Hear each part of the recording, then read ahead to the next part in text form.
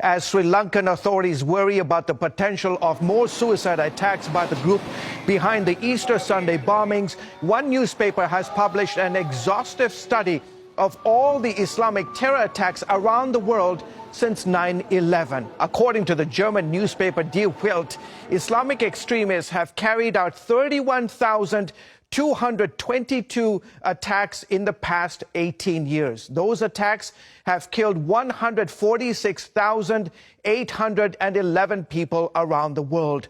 Most of the victims have been Muslim. The newspaper analyzed all the information gathered by the Global Terrorism Database at the University of Maryland to come up with the numbers of attacks and lives lost. The list concludes with the recent attacks in Sri Lanka that killed at least 253 people and injured more than 500 when suicide bombers targeted churches and hotels on the island nation.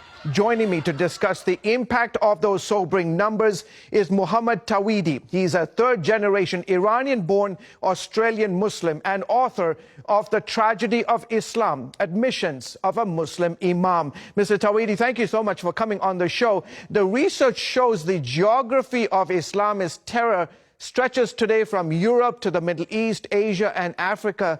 How do we combat the scourge of radical Islamic terrorism? Greetings and thank you very much for having me on. Firstly, in order for us to combat and tackle this wave of terrorism, we need to understand that the definition of terrorism that we use is different from that of the jihadists. The jihadists do not believe that what they are doing is wrong. They believe it is noble to blow themselves up, and therefore there is a clash in understanding in what exactly is going on.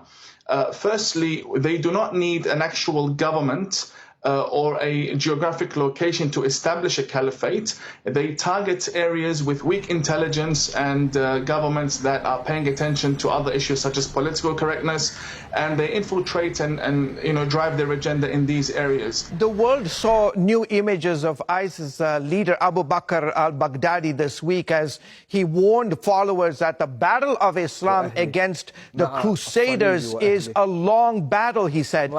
Do we know how to fight this battle, and are we prepared to engage in sort of the long haul of this battle? Well, your question is, do we know how to fight this battle? Of course we know how to fight this battle, but are we prepared to take on this battle? We can fight this battle, and it's very easy. We deport every extremist imam in the country.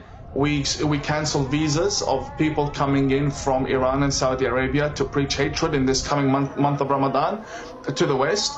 And we stop the construction of new mosques without vetting the people behind them, and stop foreign funding from Islamist countries. That's a very good step towards fighting this extremism. So we do know how to fight them. The question is, are we prepared to?